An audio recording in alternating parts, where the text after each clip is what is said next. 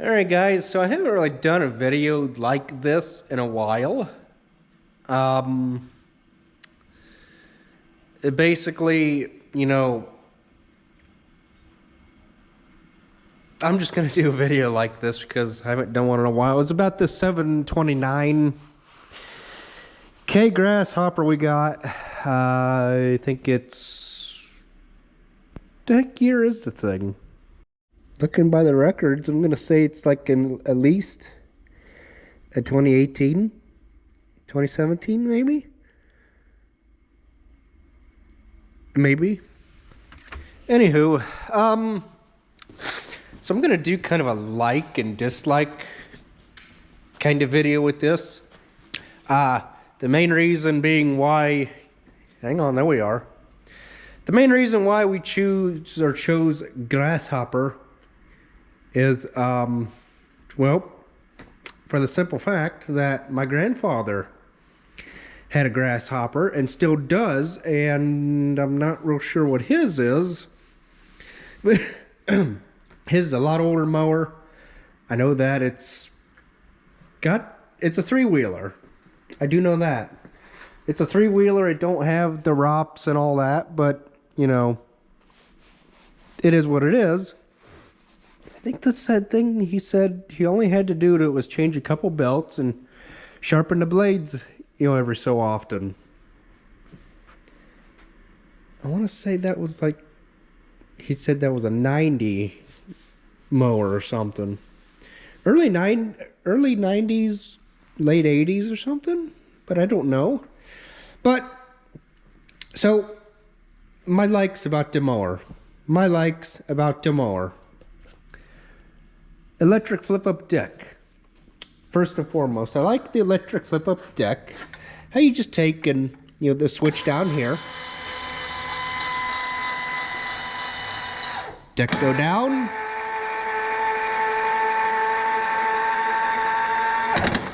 Deck go up. We had to take and mark on here which way the switch went so that, because the little grinding in the electric motor there, not good for it. But, so the deck is flipped up. To get to the deck, to scrape it, to clean it and do all that. And it's going to get scraped today because, we got the thing in here. I just pulled the drain plug on it like, I don't know, an hour and a half or so ago. Anywho, cleaned the mower deck out to, so that we can have a fresh start come springtime. If, the full spring ever gets away, which we're currently have been in full spring. Full as spring the past couple days. 60s and 50s. But, anywho, so what you do is you come in here and clean all this stuff out. When it's wet is when it is a absolute nightmare. But that's not what we're going to talk about, is wet grass and, all that stuff. Is not so much the wet grass and stuff, but the mower itself.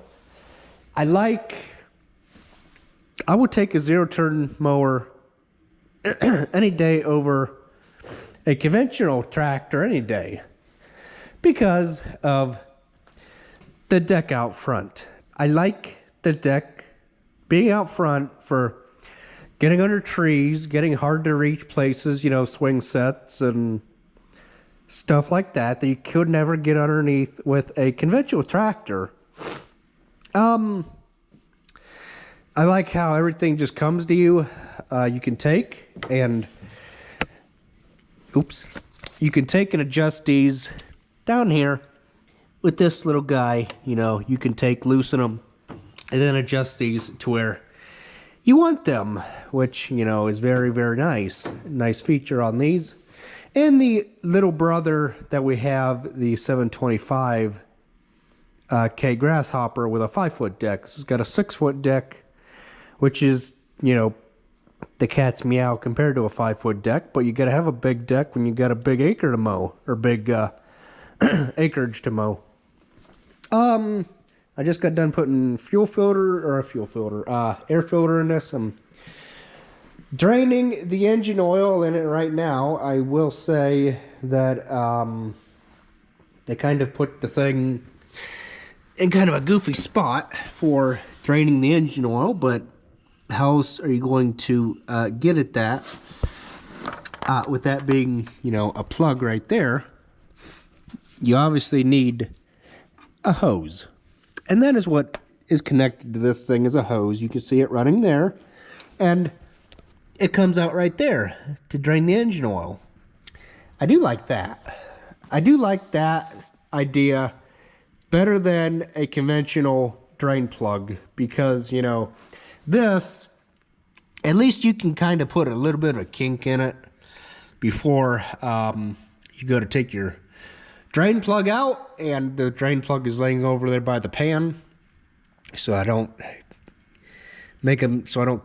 get it lost and everything like that. But drain hoses are a good idea, and then we just take and zip tie it, you know, to the side here, up out of the way, so no belts or nothing get tied into it. I will definitely say the motor, the engine, all kind of power in the world. I mean, I can mow, you know, stuff 5, 6, 7 inches tall if I wanted to, and I have before, and it don't stall. It don't try to kill the motor or nothing. It just keeps on going. It's just a true powerhouse. I mean, there's nothing, you know, nothing that, you know, can basically kill this thing. Still not sure where the battery is on this. I want to say the battery is... Yeah, okay. The battery is right here under this box. Okay? What you gotta do, take these bolts out. I've never had the battery out. Probably should, just to kind of check everything over, because I don't think we've ever had this cover off on this thing in, see, 2018, 19, 20. 7 years. Holy crap. So, yeah. I'm going to do that right quick and see just what the heck we got in here, because I've never had this cover off. It's probably time we ought to start checking the battery over. I don't know, looking at this battery cover, I'm going to say that the thing probably tips. I don't know, maybe. I'm kind of depressed right now because my childhood radio is not working. It is not working. Why it not working?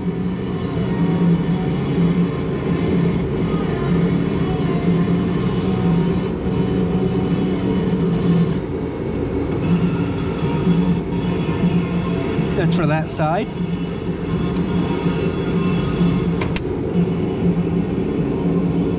Oh. Oh. Okay. So there's no wire exposed. Ah, easy fix. All right. That's what it's supposed to look like with it being exposed like that.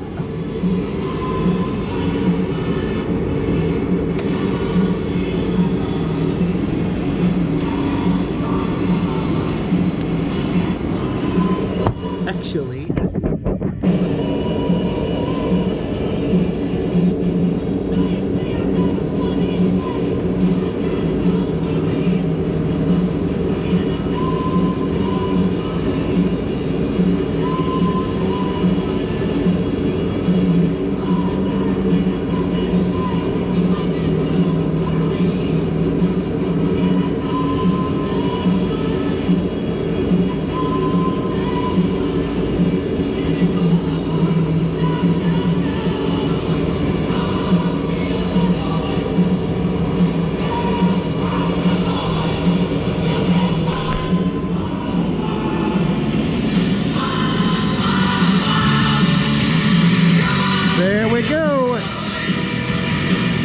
was just a simple fix. How about that? Got her all fixed. So yeah, that was simple enough. Alright, so it's time we go ahead and dump some engine on this thing. Go find our little quart container. Man, why is that thing coming off so darn hard? Oh, because the seal was all goobered up. So we'll get our... Not going to do the fuel filter. We'll do it until it starts running, acting rough and stuff. But we need to get some engine on this thing. It's always good to keep a rag with you. I started keeping one in the back pocket. To wipe the stick off first because it's still got oil on it from when we ran the engine. We never wiped the stick off, and it is just now starting to show up on the stick. So I'm thinking maybe another quart to a quart and a half. I don't really like trying to touch the camera with oily hands, but you know,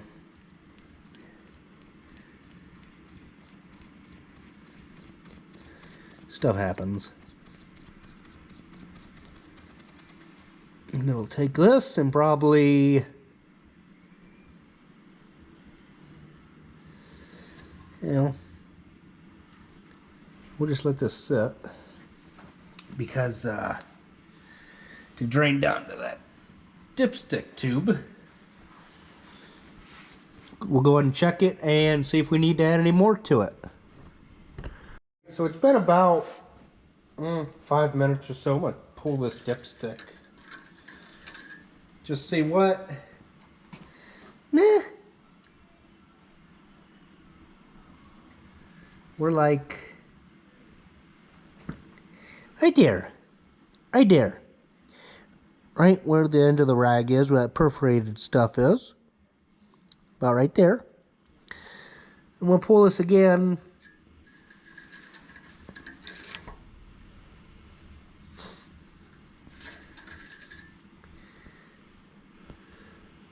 Oh yeah, that's perfect.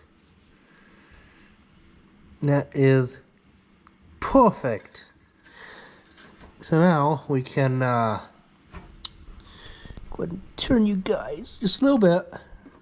Put our cap back on.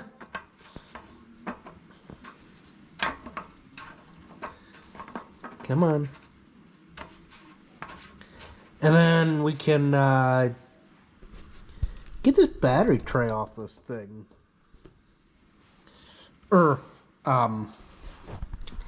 Yeah.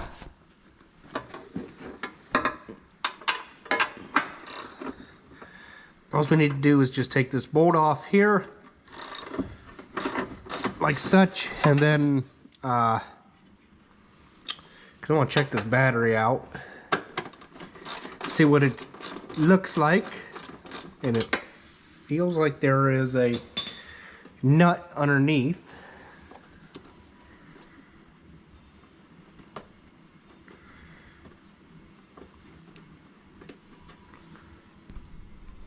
Well, that's definitely no good.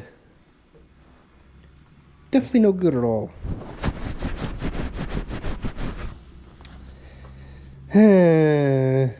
Well, it was real close to touching those, real close to touching them terminals. Oh yeah, but I don't even know what the heck gear this battery is. Like, just look at all that nasty, snooty, icky grass and stuff. Oh, wait a minute. I think that's supposed to be there. I think this is a foam something. I think. Price of the battery don't sit there and rattle against the cover. Well, I can't see a date on this battery, so I guess we'll just run it until it won't turn the engine over anymore. I guess. I mean, it's about the only thing we could do. Because I'm not seeing a date on the battery. Well, that was a job in itself. Scraped all the grass and everything out of the deck. Yuck. I think I'm gonna take and spray some PB Blaster on them after we get the blade sharpened. I think.